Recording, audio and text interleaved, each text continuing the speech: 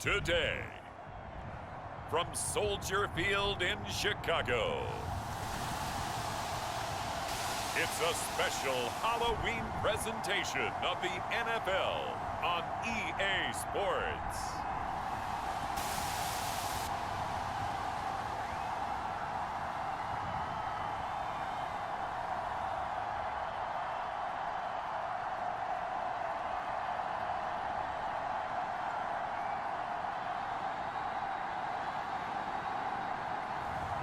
It's the Chicago Bears taking on the San Francisco 49ers.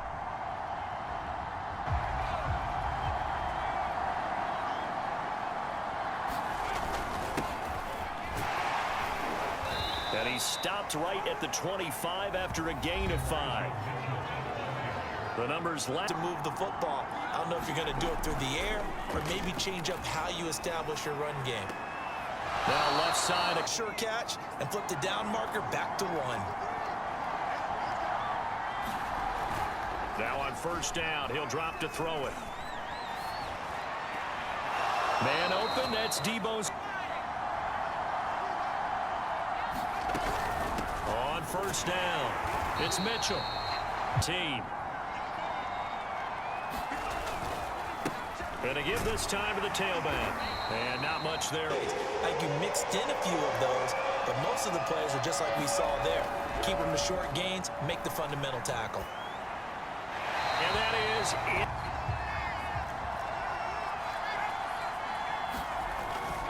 They'll run on first down.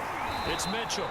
Won their battles at the line of scrimmage, left him no space to try and run. A really nice job swarming to the ball carrier. Here's a throw right side, taken in by his tight end. He's often the guy that gets overlooked. Nice job there finding him in stride for really good yardage. They're going to the playbook. It's still open for the coordinator. Here's a 2nd and 7. Hitting Samuel on the slant. He'll drop to throw. Flushed out right. And he will find his man. An accurate throw. Thank you, guys.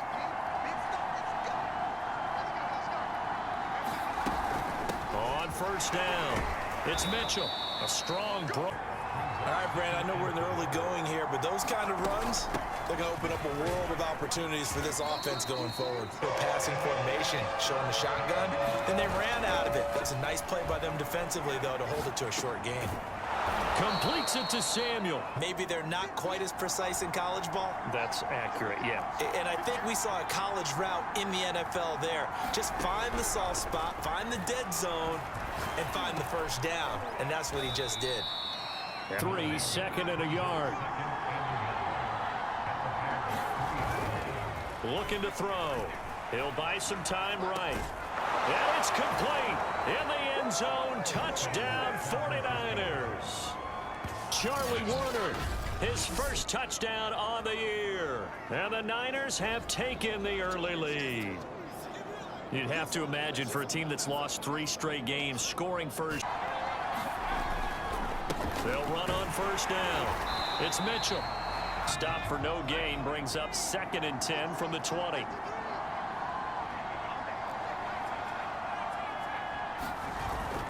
He'll look to throw. Open man is Samuel, complete. And he's got it. Drove it with excellent pace. Money throw right there to move the sticks.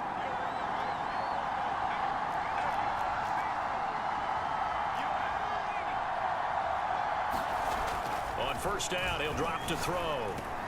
This one caught by Kittle. And head around to look the football in and gain significant yardage.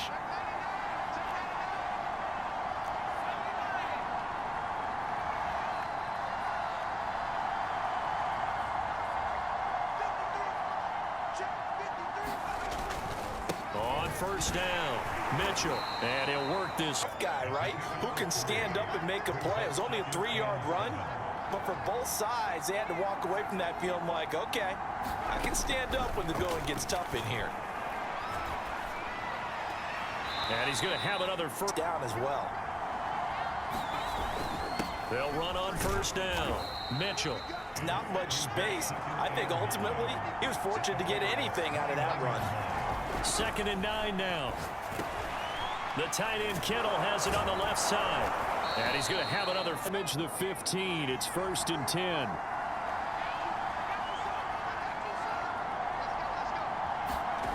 Inside the red zone here. They'll look to throw. That's caught by Werner. He really looks like a wide receiver the way he goes about his business. Yeah, 230, 240 range. Yeah, not super huge. Maybe not counted on to be that inline point-of-attack blocker that we used to have in the good old days. But you can flex him out. He locked in on his target, but he was covered quite well, and that one's incomplete. They'll look to throw again. That's to the right side, complete to Kittle. Now, with a 1st and goal at the 1. Mitchell. And he's going to take it in. Touchdown, San Francisco. Elijah Mitchell, his 5th touchdown now on the year.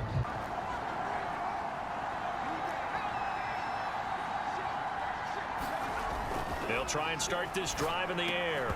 And that's going to be in. Forcing that incompletion. On 2nd down, it's Mitchell. And he's going to be because you can't move up to the next level if you don't take care of him first. That's complete to the tight end Werner. For the 2-minute warning. Let's see if they do it anyway. Back to throw now on 1st down. Escaping the pressure right. This will be caught. It's Samuel. Remind you once again that we're going to check in with Jonathan Coachman in Orlando. He'll have stats and scores from around the NFL as we reach now, hard to believe, the halfway point of the season. Talk about how you've got to be quick when you go through your progressions, and here's another prime example. Trying to look downfield, he was standing the pressure, and he's taken. Facing, they're going to have to step up and make more plays like we just saw there. Yeah, those are the type of plays that can focus a defense because as we know. 4. So we are at halftime here on Halloween. As we'll send you down to Orlando, and we check in with Jonathan Coachman for our EA Sports Halftime Report. Coach. Okay, Brandon, make sure you avoid the crazies out there and welcome in everybody to this Halloween edition of our On 3rd down, he'll drop to throw. Able to haul it in is Kittle. And he is going to have a Niners 1st down as they're able to get the 3rd down conversion. And now we get into the psychology of the whole thing because a lot of teams with a 2-score lead in the 3rd quarter, they almost become defensive with their offense, just playing not to lose. I think with this team, you got to figure at this point. Come up after the gain of 7 on a 2nd and 3. And that's incomplete. Charlie Werner, the tight end, the intended target. And it's 3rd and short. Well, that's a defensive coordinator's got to be happy with that result. They took away all options downfield and forced the incompletion. From the midfield stripe, they'll look to throw. And he comes back with one. They go play action here on 1st down. Pressure, and he's going to be taken down. They sack him back right around the 44. The sack by Robert Quinn. Well, they sent him on the blitz from that linebacker spot, and boy, he got there quickly. He certainly did, and obviously he could have used a block from his running back, but I think you nailed it right there. The defender got into the backfield so fast, it's hard for anyone. Into a double team, and it's intercepted. Eddie Jackson picks it, and the Bears are going to take over. Trying to shake off the interception from the last drive. He'll look to throw. And that is incomplete. He couldn't hold on through the contact. Brings up 2nd down. Man, I just love being in this stadium. So much history, tradition, so many great teams and games. And we're seeing a pretty good one right now. Hotly contested in the 3rd quarter. And the second wave of... Back to throw. And he'll go down. On play action, they'll throw. They'll roll him out right. And he takes a shot on the release as this will be incomplete. That was nice work there defensively to force the incompletion. Now, even though this drive started in plus territory, they're still not in field goal range yet. So they can work towards another couple of stops and not allowing that turnover to hurt. Allowed the space to happen, and it turned into a really nice play. Trying to bounce it outside, but he's only able to get it back to the line of scrimmage. No gain on the play there. Second down.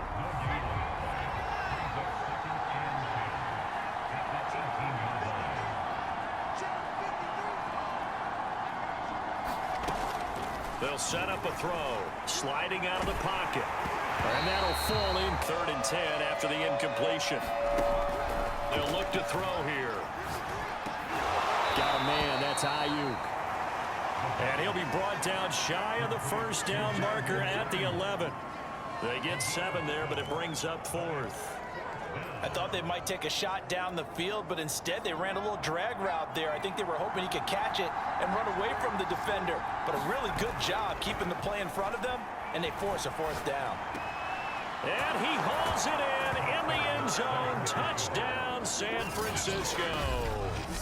Charlie Warner with 2 touchdowns on the season, both in this game. And the Niners are able to stretch their lead.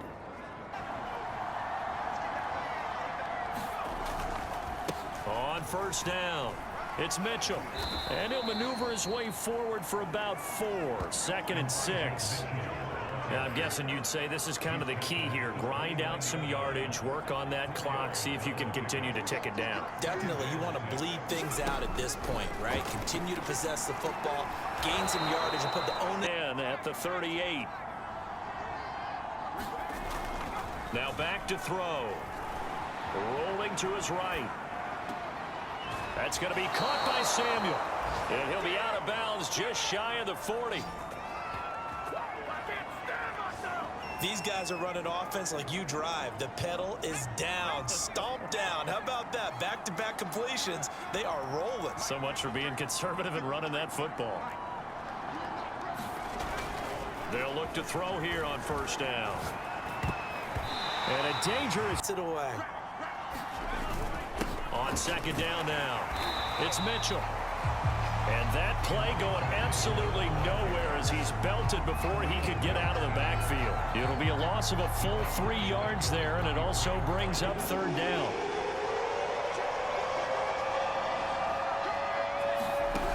They'll set up to throw. Throwing right, and that's complete. They'll try and run some clock here as they keep it on the ground. And he will lose yardage here back at the 23-yard line. 2 yards the loss, 2nd and 12. And when do they start thinking about burning these timeouts? They've got all 3 still defensively. To me, you have to start right now. Here's the time, and that means you've got to stop them on defense, not give up the yardage, use your timeouts in order to get the ball back and try and set that play action up nicely. Boy, did they ever, because they'd shown the ability to run the football. So now you lose your keys as a defense. You dive for the running play, and they hit them over the top. Well, I'm not sure he saw the linebacker there as that's batted down. And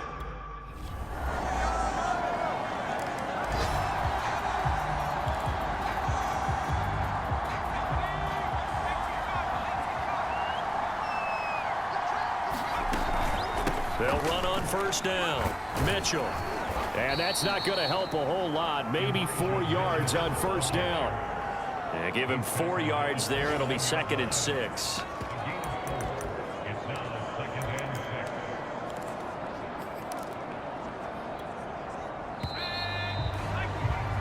And we need overtime to decide this one after 4 quarters of play. We're all even. The extra session in a moment. This is the NFL on EA Sports.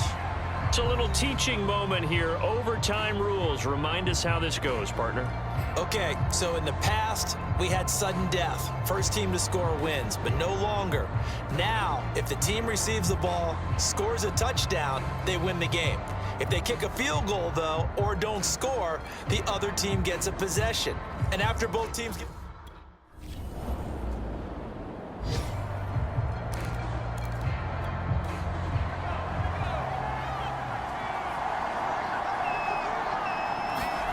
Now a first throw here in overtime. Completes it to the tight end, Kittle. And they're able to get this one across the 35. Charles, you get into these overtime situations, that's not a bad guy to dial into. Well, when you have to have plays, especially in a spot as you just described, we're in OT, you've got to go to the guys you can trust and you know are going to make the plays. Well, they say, it's not the X's and the O's, it's the Jimmies and the Joes. And he gets this one to midfield before he's brought down. And what a nice example there of a tight end doing exactly what he needs to do. How about how he worked his way to the outside, made sure he secured the catch, and then anything after that, we count that as a bonus. And indeed, he gets enough for the first down. On first down, Mitchell. And he'll maneuver his way forward for about 4. 2nd and 6. On any running play that's called, they're always hoping that it's going to break big and go the distance. But when you get a nice gain like that, you're able to do so many things anyway. You can come back and run essentially the same play again, continue to move the ball on the ground, or you can decide to throw the ball now because usually you have the defense back on its heels. After what they've faced during this game where they've given up a ton of yards downfield, there has to be a measure of revenge right there for the secondary. They've been shredded throughout the game and finally forced an incompletion. The gun now on 3rd down. And he's going to have another first down as the tackle's made here at the Bears 30.